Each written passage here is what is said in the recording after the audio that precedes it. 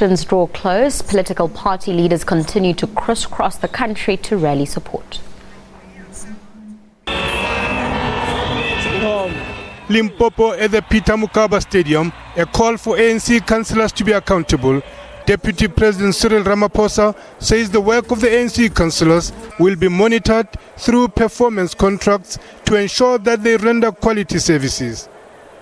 Those councillors who are going to become a law unto themselves, they are not ANC councillors.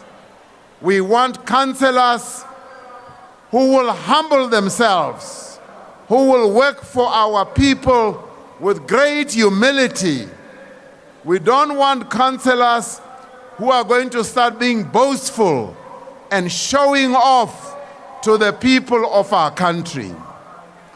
And we do not want councillors who are going to be corrupt and steal our money. The ANC Secretary General GUMEDE took the campaign to the Western Cape, where he introduced the ANC candidates to various communities. A number of leaders there promised their support. Very upbeat. People of the Western Cape are responding very positively. Actually, all the time when we lost, we would feel it ourselves as we go around. We are milking a bull. Now it is quite clear. It is clear now that people are responding. In MAFIKENG Northwest, ANC's national chairperson called on churches to pray for divine intervention. We should ask our people to pray for politics in general, for the elections, to pray also for the leadership of the country, and make sure that we have a free and fair elections. In KWAZULU-NATAL, the ANC promised to deliver housing, but discouraged people from building houses on council land. My department that I'm leading within the city has been demolishing the shacks and doing everything, but today they've agreed that they're not going to be building. We are going to be working together to make sure that we move the development of our communities forward. The Deputy President of the ANC Women's League asked the Bantu Church of Christ to support the party. Must first become a member of ANC and a member of ANC Women's League. All of them, they are from the branches. It is just that the priest felt, we must bring them together in the church because they belong in this church. And the other thing is just to show the whole world that ANC is alive and kicking here in Nelson Mandela. With the local government elections only some 3 weeks, the ANC is expected to step up its campaign. The DA leader took his campaign to LAUDIUM in Gauteng, where he expressed a need for a narcotics center to combat drug abuse.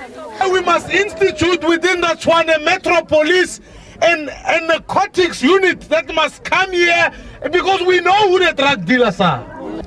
But the other thing that we must do is we must deliver better services. Residents say the drug problem is exacerbated by unemployment. The party also warned against the use of religion to divide people.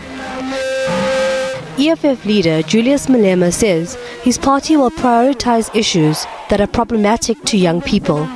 He says the EFF will ensure that the indigents will benefit the most in municipalities under its control. Why is the ANC not implementing free education? Because it is not us who said we are going to give free education. It was them. Now they are turning against their own policy. Because when you are closed out of school, the only option you have is to go to alcohol and drug abuse. The UDM leader took his campaign to the Western Cape.